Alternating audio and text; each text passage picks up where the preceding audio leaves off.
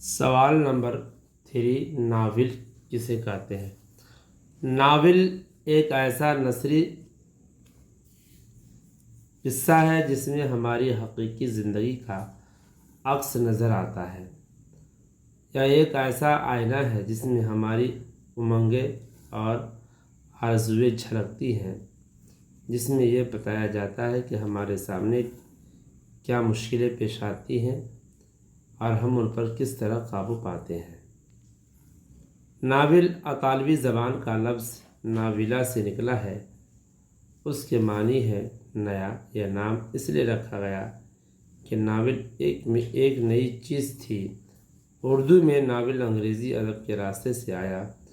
ہمارے اہل قلم نے انگریزی ناول دیکھے اور پسند کیے تو داستان کو کوچ دیا اور ان کی جگہ ناول کو اپنا لیا۔ ناول کے اجزاء ترکیبی 6 ہیں: قصہ، پلاٹ، کردار نگاری، مکالمہ نگاری، منظر کشی، نقطۂ نظر۔ قصہ ناول کی بنیاد کسی نہ کسی قصہ یا واقعہ پر ہوتی ہے۔ قصہ ناول کی بنیاد کسی نہ کسی قصہ یا واقعہ پر ہوتی ہے۔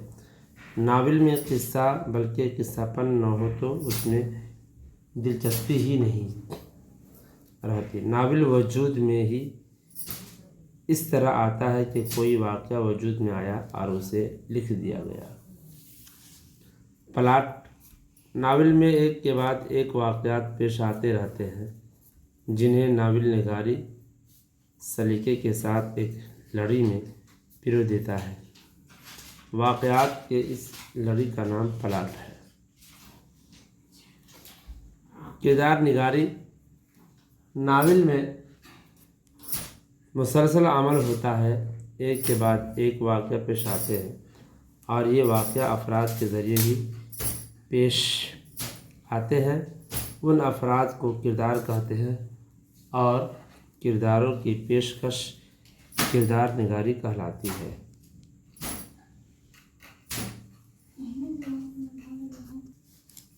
کردار 2 طرح کے ہوتے ہیں: پیچیدہ راوند، سپاٹ فلیٹ۔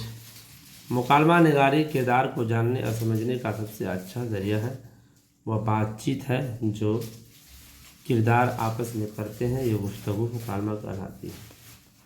منظر کشی: کامیاب منظر کشی ناول کو دلکش اور پرتاثر بنا دیتی ہے۔ مطلب یہ ہے کہ کسی مقام کا ذکر کیا جا رہا ہے یا کوئی واقعہ بیان کیا جاتا ہے تو فنکار اس کی تصویر کھینچ دے اور پڑھنے والوں میں